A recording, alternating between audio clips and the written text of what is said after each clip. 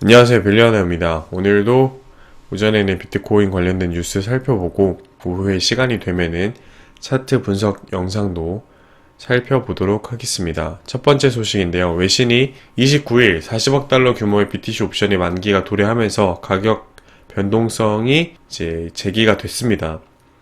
비트코인이 어느 정도 하락을 해줬습니다. 어제 한 7, 8% 정도 상승을 해주고 일봉을 약간 음봉 전환하면서 상승분을 그대로 반납을 했는데요.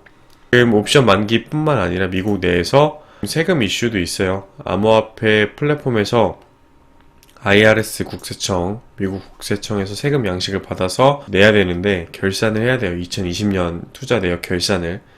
세금을 내는데 뭐 현금이 없다면 당연히 기존 암호화폐들을 처분해서 낼 수도 있겠죠.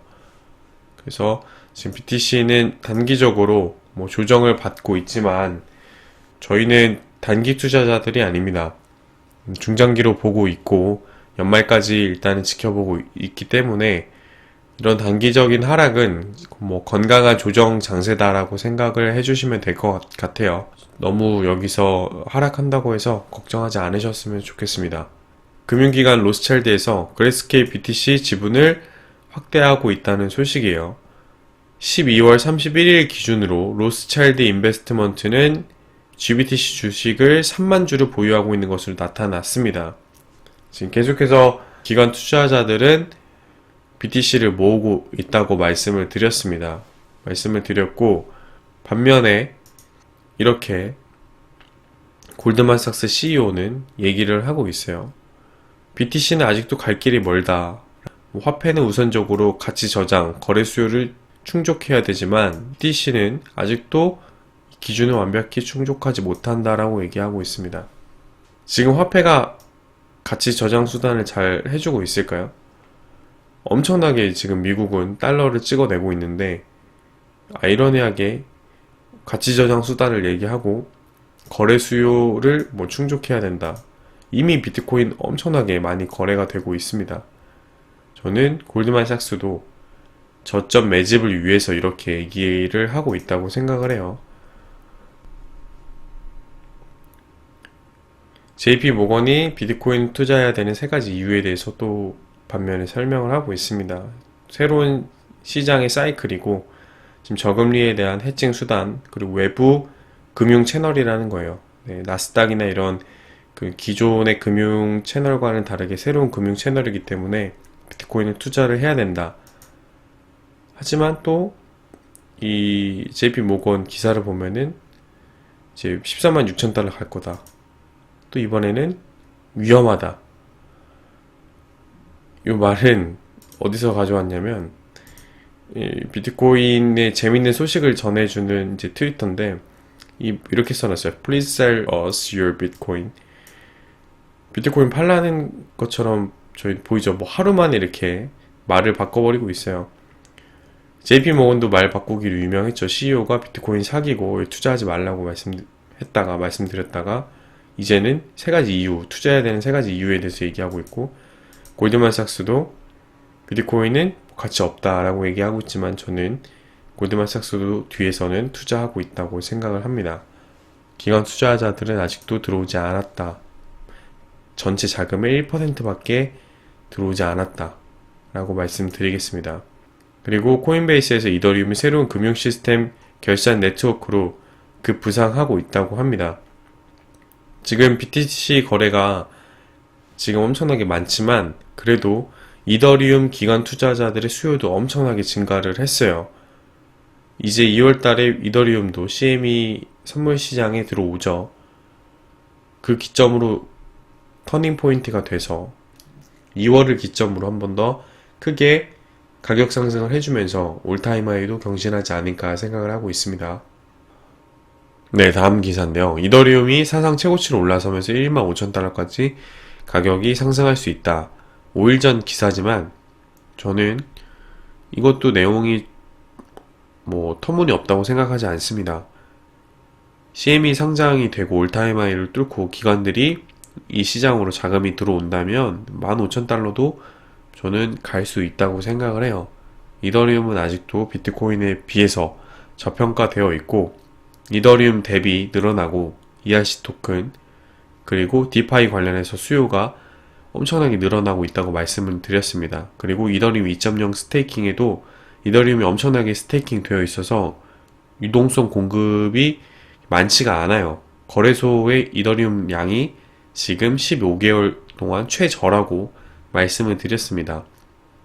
지금 단기적으로 이더리움이 조정을 받고는 있지만 지금 올타임 하이를 뚫자마자 저는 가격이 크게 오르지 않을까. 그 기점은 1월 지금 26일이지만 2월 정도에서는 이더리움이 올타임 하이를 뚫고 올라가 주지 않을까 생각을 하고 있습니다. 그리고 BTYG의 CIO는 5년 내에 BTC가 뭐 10만 달러 돌파를 예측을 했다고 하는데 5년이 아니라 올해 뭐 저는 중기 2분기 내지 3분기 사이에 뭐 10만 달러를 돌파할 수 있을 것이라고 생각을 해요. 이거는 진짜 5년이라고 하는 거는 뭐 다음 반감기까지도 포함하는 건데 올해 중기 2분기 내지 3분기에 10만 달러를 돌파하지 않을까 생각을 하고 있습니다. 어제도 플랜 B가 유명 암호화폐 분석가 플랜 B도 이번 2, 3분기 내에 10만 불을 돌파할 수 있을 것이라고 과거 반감기 차트 기준으로 해서 비교해서 설명을 드렸죠. 그리고 마이크로 스트래티지 CEO가 기관 투자자들은 테더를 사용을 안 하고 있고 달러로 BTC를 구매하고 있다 라고 얘기하면서 테더 관련 퍼드를 테더가 사라진다고 할지라도 BTC는 영향받지 않을 것이기 때문에 테더 퍼드에 대해서 너무 두려워하지 말라라고 얘기하고 있어요. 그래서 저번 테더 퍼드도 시장이 불안감만 조성을 했지 사실 뭐 나온 게 없습니다. 나온 게 없고 크게 비트코인이 뭐 가격 하락도 해주지 않았어요. 그대로 또 말아 올렸기 때문에 이런 퍼드 뉴스에 있어서는 되게 조심하셔야 되고 이것 때문에 비트코인을 던지거나 하시는 일이 있어서는 안 됩니다. 그때도 테더 관련해서 약간 하락을 하자 기관 투자자들이 대거 비트코인을 매수했다고 말씀을 드렸어요. 여러분들이 던지는 비트코인들은 다 기관 투자자들이 받는 거라고 말씀을 다시 한번 드리도록 하겠습니다. 그리고 영국 은행 총재에서 암호화폐는 오래 지속되기 힘들 것이라고 얘기하면서 결제 분야의 디지털 혁신을 멈춰야 된다고 얘기하고 있어요. 이거는 변화할 수 없는 흐름입니다. 변화할 수 없는 흐름이고 미국, 유럽 다 CBDC 준비하고 있고 세계 OECD 국가 중에 80%가 CBDC를 준비하고 있다고 얘기하고 있습니다. 21년 다보스 포럼의 주제도 디지털 통화 관련된 내용입니다. 리셋 디지털 커런시라고 지금 토론 세션이 개최가 돼요. 코로나19로 인해서 비대면 결제가 엄청나게 늘어났다고 말씀을 드렸기 때문에 중앙은행이 CBDC를 개발을 박차를 가하고 있어요. 이 다보스 포럼에는 원래는 한 3,000명 정도가 참여했지만 한 1,500명 정도로 코로나 때문에 줄어들 것으로 예상이 되고 여기에는 세계 각국의 정상 그리고 리더들이 이 포럼에 초대가 돼서 얘기를 하는 겁니다. 그때 CBDC에 대해서 초점을 맞춰서 얘기할 거라고 나와 있어요. 영국 은행에서는 왜 이렇게 얘기하면서 다보스 포럼에서는 이거를 논의하고 있을까요? 그리고 비트코인 관련돼서 왜 기관 투자자들은 계속해서 들어오고 있을까 생각해 보시면 될 것 같고 CBDC는 결국에 출연이 되고 이 CBDC와 지금의 현물 화폐를 연결하는 것은 스테이블 코인과 지금의 암호화폐라고 말씀을 드렸습니다. 그리고 다음 소식은 브래드 갈링하우스 리플사의 소식인데요. 지금 100명의 새로운 또 리플의 팀 멤버들이 리더 멤버들이 들어왔다고 합니다. 그래서 이 사람들은 이제 SEC와의 소송을 준비하기 위해서 지금 들어온 거라고 생각이 되고 결국에는 저는 이 100명의 사람들 중에서도 지금 리더 멤버라고 했기 때문에 네, 다음은 브래드 갈링하우스의 트위터인데요. 새로 이 리플사의 100명의 또 새로운 얼굴이 추가됐다고 합니다. 그 중에는 including several leadership members라고 되어 있어요. 지금 고위 리더십에 있는 사람들이 리플사에 들어왔다는 말은 SEC 소송을 준비하고 있다는 말이라고 생각을 합니다. 한국으로 따지면 뭐 전관 예우 같은 시스템일 수도 있습니다. 그래서 2월달 또 올해는 이제 SEC 소송 결과가 계속해서 나올 것 같은데 리플사가 이렇게 만만히 준비를 하고 있는 것만큼 좀 유의미하게 좋은 소식이 나와 주길 기대하고 있습니다.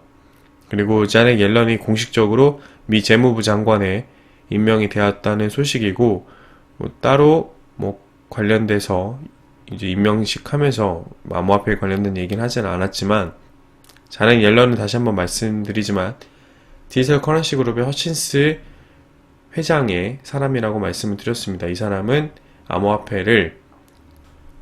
재무부 장관이기 때문에 할 수 있는 말만 한 거지 암호화폐에 저는 적대적이다라고 생각하지 않습니다. 허친스의 사람이고 디지털 커런시 그룹에서 저명한 펠로우로 일을 했습니다. 그런 사람이 암호화폐에 되게 적대적이다? 저는 동의하지 않습니다.